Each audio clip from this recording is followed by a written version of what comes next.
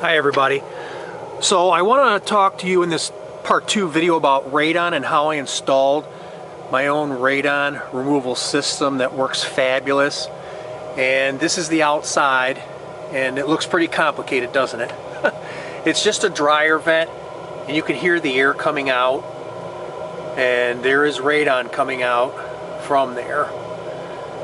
The other thing I found kind of interesting was I've got a juniper bush here, and there's just a little bit of brown on some of it, but it hasn't killed it yet, which I found was kind of interesting.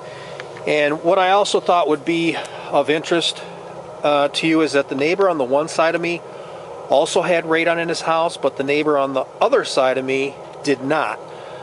So I thought that was pretty interesting.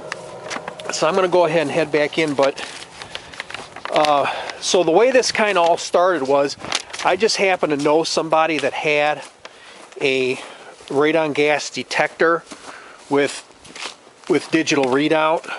So I did a test in my house with it, and I ended up having I had 30 parts per million in the basement, and I had 10 parts per million upstairs, so I knew I had to put a system in.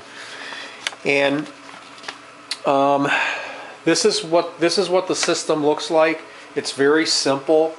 You just got a lid right at your sump pump crock, and then you've got that's your discharge pipe with your motor that pulls the air out, and you've just got your additional piping run, and there you can see where I've got my 90-degree bend where it goes outside to the dryer vent that you just saw. I put this system in 5 years ago, and try to get this to focus. I put this system in 5 years ago. It cost me $130. I was able to get everything at the hardware store except for the lid, the pipe boots, and the motor, which you'll be able to find online. This runs 24/7. It's very quiet. The motor runs on 110 volts and draws 1.5 amps. So it's like running a 150 watt light bulb. And it's right under my kids' bedroom, and they said it doesn't bother them at all when they're sleeping. So the noise is not an issue. Now, let me turn the light on here so you can see just a little better. So I'm going to go through the components that I put in to make this all happen. So obviously we've got our sump pump crock, and you can see the pipe inside the sump pump crock, and that of course is where any water in your foundation is funneled to and then gets pumped out. If you have a sump pump in your house, you know how that works. Well, the beauty of this system is I was able to actually use the existing sump pump and the drainage pipe to withdraw the radon gas out from under my foundation. And if you've got a sump pump crock, you'll be able to do the same thing too. It'll make it a lot easier to put in. It'll be actually very simple. So what you have is you've got, where it first begins is your lid. This lid is made out of a material called Lexan. It's very strong. You can stand on that, it will not break. Do not put in a piece of plexiglass.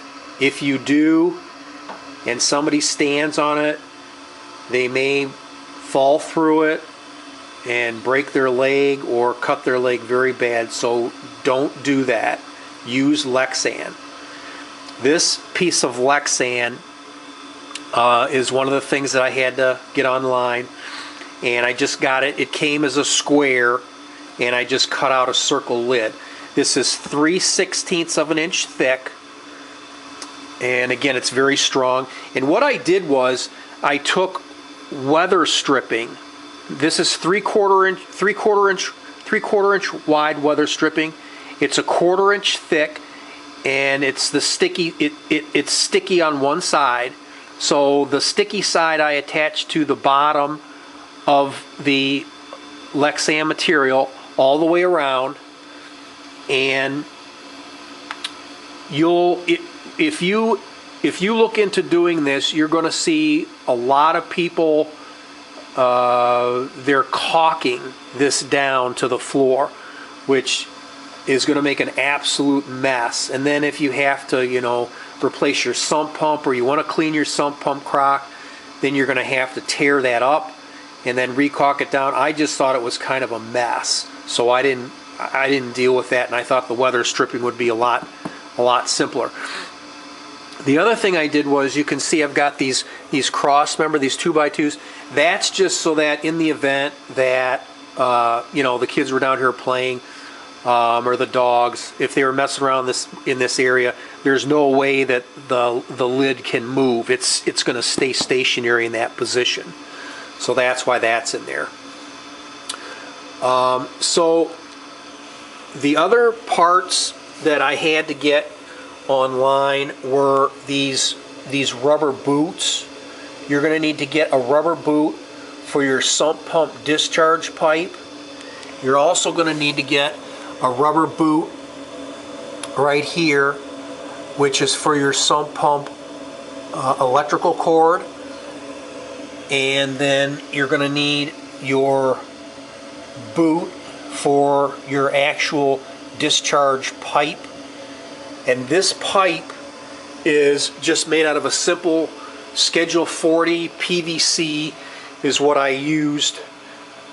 So if you can cut and glue PVC, that's half of the job right there.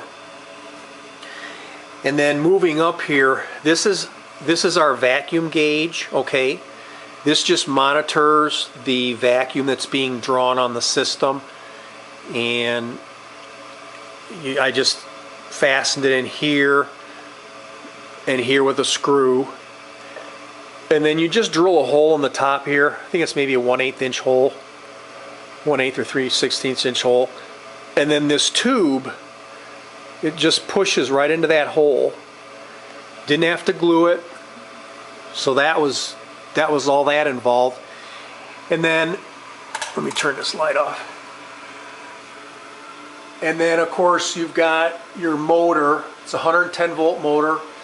As I said, it draws 1.5 amps, or it's comparable to a 150 watt light bulb. And you've got your rubber boots on the top and bottom that tie the pipe all together. And then you can see I just capped off the one end, and then I put metal clamps around the 4-inch PVC pipe to hold it up. And it just goes, like I said, down a little ways again. And just made a 90-degree bend there, and out it goes to the dryer vent that you just saw. So that's the system, and I hope this helps you. I'm very happy with the system, and if you've got any questions, please feel free to ask. And God bless you, and I hope you have a great day. Bye-bye.